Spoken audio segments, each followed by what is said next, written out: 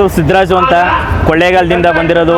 ಇದನ್ನ ಹೋರಾಟಕ್ಕೆ ಕೊಳ್ಳೇಗಾಲದಿಂದ ಬಂದಿದ್ದೀನಿ. ವಾಟರ್ಮ್ಯಾನ್ ಸಿದ್ದರಾಜು ಅಂತ. ದಯವಿಟ್ಟು ಗ್ರಾಮ ಪಂಚಾಯತಿ ನೌಕರಿಗೆ ಹಲವಾರು ಸಮಸ್ಯೆಗಳಿವೆ. ಆ ಸಮಸ್ಯೆಗಳನ್ನ ಪ್ರತಿ ಬಾರಲ್ಲೂ ಹೋರಾಟದ ಮುಖಾಂತರ ತಗೊಂಡ್ರು ಅದು ಏನು ಪ್ರಯೋಜನ ಆಯ್ತಿಲ್ಲ. ಹೋರಾಟ ಮಾಡ್ತೀವಿ, ಬಟ್ ಏನು ಸಕ್ಸಸ್ ಆಯ್ತಾ ಇಲ್ಲ. ಈ ದಿನ ಧರಣಿ ಬಂದಿದ್ದೀವಿ.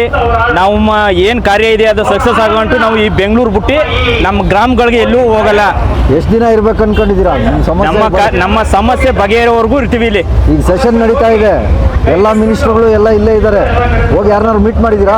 ಸ್ವಾಮಿ, ಏನು ಮೀಟ್ ಮಾಡಿದ್ರು ಯಾವುದೇ ಕೆಲಸ ಕಾರ್ಯಗಳು ಆಗಲ್ಲ. ಜನಪ್ರತಿನಿಧಿಗಳು ಅವ್ರು ಏನಿದ್ರು ಎಲೆಕ್ಷನ್ ಟೈಮ್ ಮಾತ್ರ. ಈ ರೀತಿ ಬಂದಾಗ ಯಾವುದೇ ರಾಜಕಾರಣಿ ಆಗ್ಬೋದು ಯಾರೇ ಆದರೂ ಬರಲ್ಲ.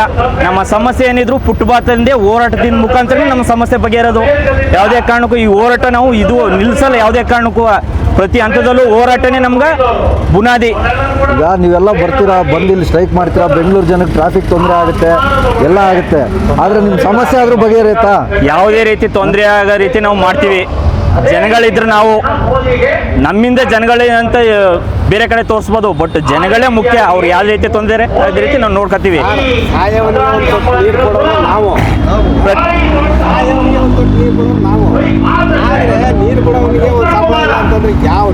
ಜನಗಳಿಗೋಸ್ಕರ ನೀವು ಯಾಕೆ ರಾಜಕೀಯ ವ್ಯಕ್ತಿಗಳನ್ನ ಕೇಳ್ತಾ ಇಲ್ಲ?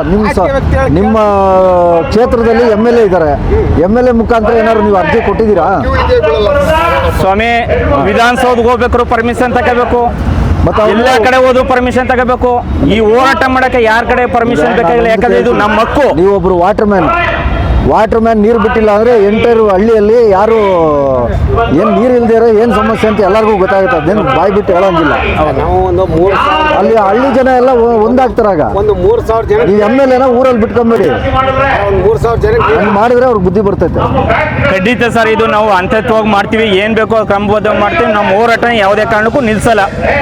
ಓಟ್ ಮುಖಾಂತರ ನಾವು ಜಯಗಳಿಸೋದು. ಗ್ರಾಮ ಪಂಚಾಯತಿ ನೌಕರರು 31,000 ವೇತನ ಕೊಡಬೇಕು. ಅದೇ ರೀತಿ ಸದಸ್ಯರುಗಳಿಗೆ ಮುಂಬಡ್ತಿಯನ್ನು ಕೊಡಬೇಕು. ಗ್ರಾಮ ಪಂಚಾಯತಿ ನೌಕರಗಳಿಗೆ ಇದು ಎಲ್ಲರ ಕೂಗು ಇದು.